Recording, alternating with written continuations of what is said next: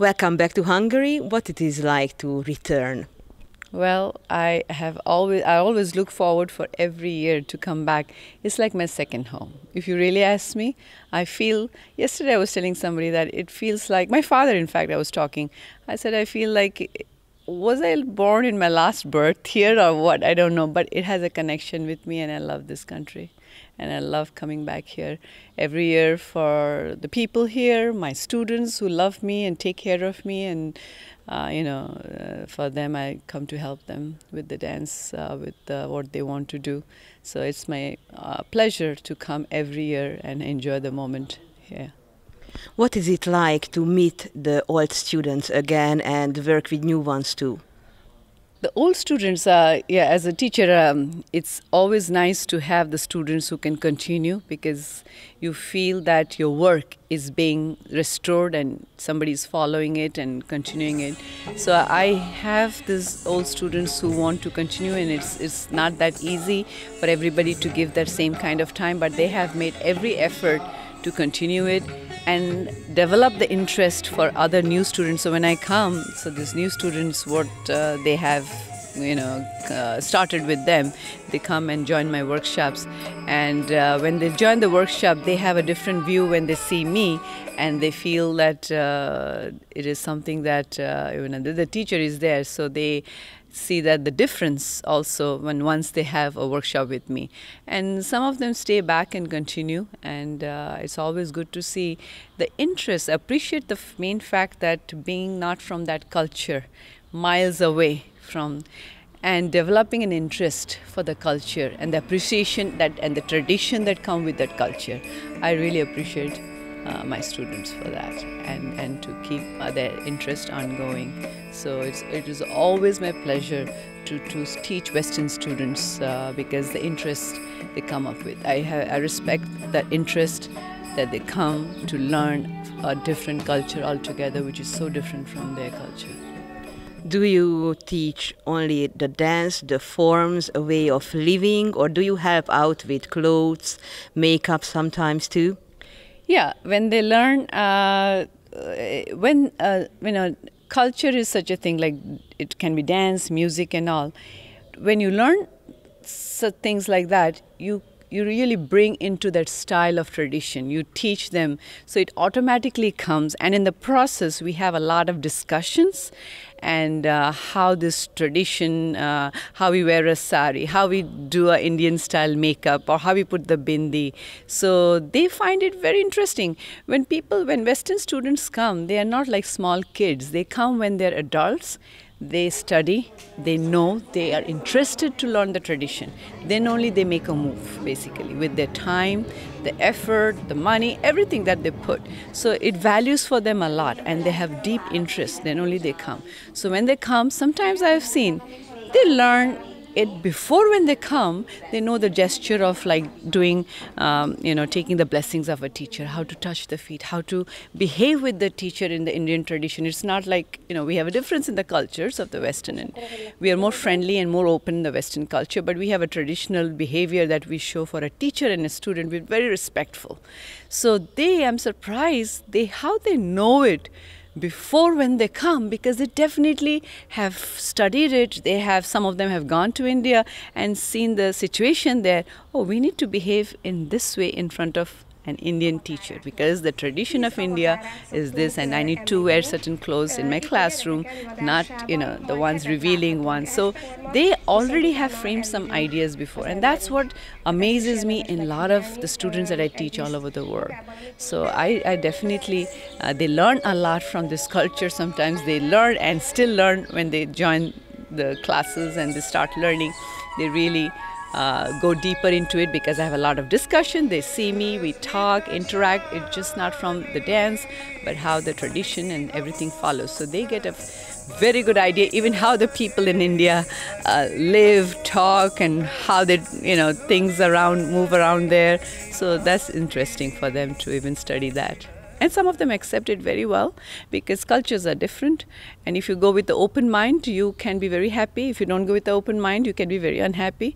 So for me, as an artist, I have always gone with an open mind when I'm Indian, but travel to the Western countries. So my mind frame has always been very open to accept, when the girls come. But the good part is that when I open up to them in a very friendly manner, so they have a little flexibility with me, and that gives them a little freedom, but maintaining the traditions and going with it.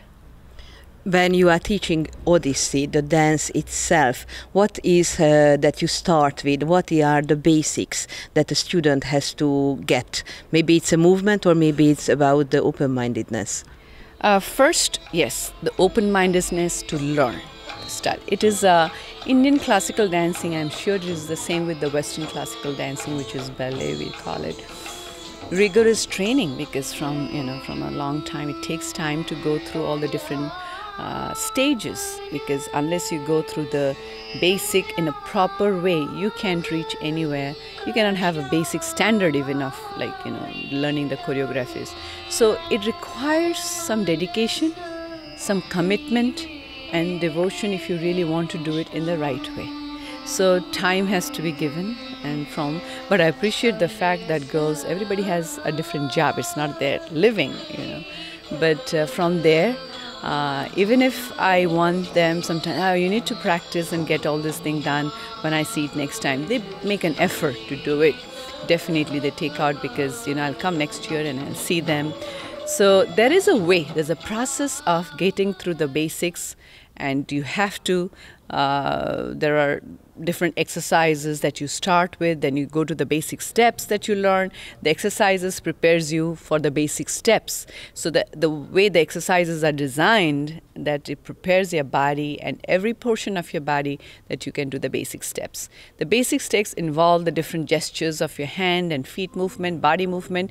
That prepares you to get to the choreographies. So if this basics is the most important part of any learning process, I believe it can be any. So basics has to be mastered very well. It might take some time. I tell them that it might take a year, year and a half, 2 years. Don't get frustrated that you're still a basic student or a beginner or learning those basics. But once you get that so strong and at a certain level, you can achieve the choreographies very, very strong, and you can be a better dancer, not just by. Never feel that basics are for beginners. I still am dancing for so many years. The secret is actually I still continue my basics practice. Whenever I do my practice, I do my basic steps, like 10 of those, and I continue. I tell them, this is the secret.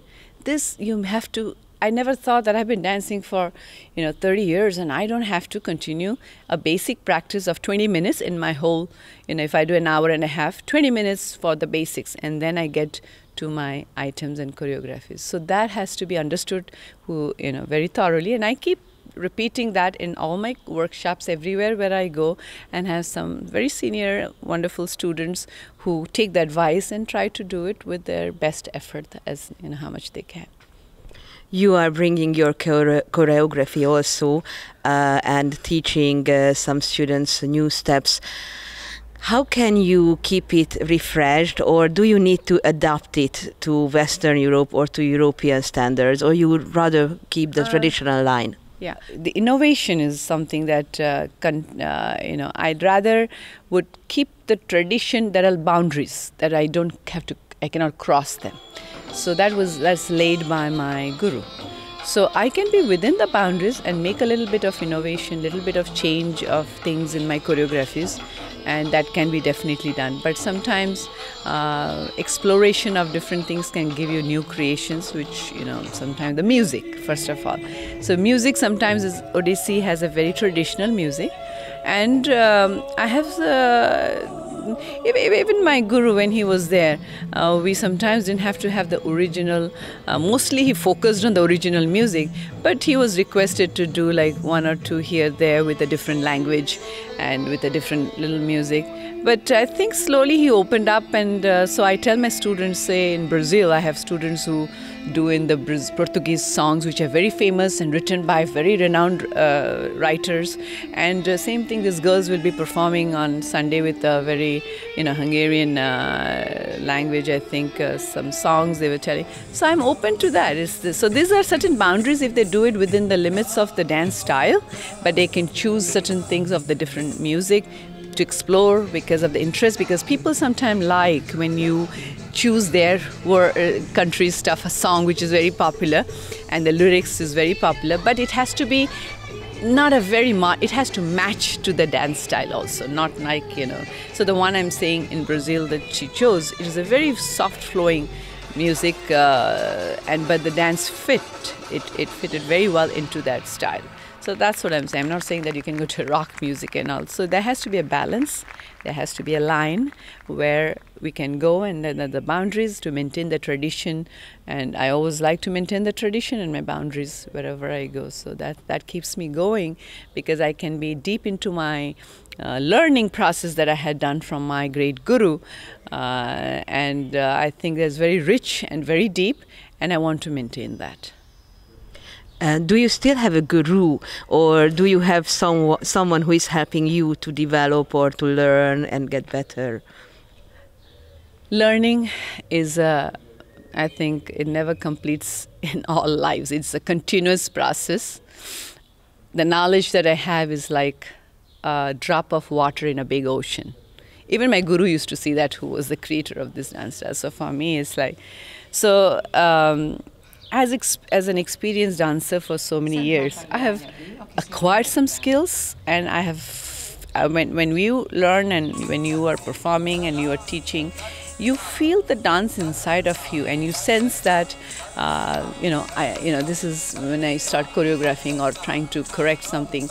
I feel everything in every single part of my body. Something is not right, doesn't feel good. No, I need to change it. This looks more. So you develop that kind of connection with the dance very deeply when you are completely 100% into it. And as you said, my learning from some other, I won't say that, I've learned everything and I don't have to learn. As I'm performing and teaching, I'm still learning inside of me, and I'm like, I'm a completely I introspect myself a lot when I perform, and I say, did I do it well? And I still for dancing 30 years. So that's how I always like to grow, because I said, I could have done this way, I could have done a little bit that way. So this is how I like to grow. But the basics that I've learned from my guru was so strong. I still hold it on that and his teaching, that all the choreographies of him. So I always feel, even now, though he has passed for the last 10 years, a little more than 10 years, 11 years now, his guidance is always there. When I dance, why do I feel all of those, when I choreograph, I say, no, this is not the way. I should be putting myself in a little bit this position and all. I feel there is a training that is given without his physical presence, and I feel the blessings comes through when you are so devoted and you have a very strong relationship with your guru. He feels you and you feel him, and his presence is always felt every day for every little thing I do related to my dance, and becomes to my life a part, because it's a part of my life.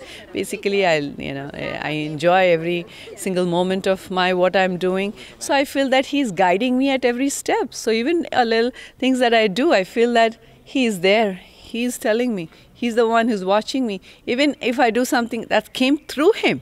So as you said, learning, as a teacher, no, I don't have, but he's my teacher still in heaven, but still guiding me at every step.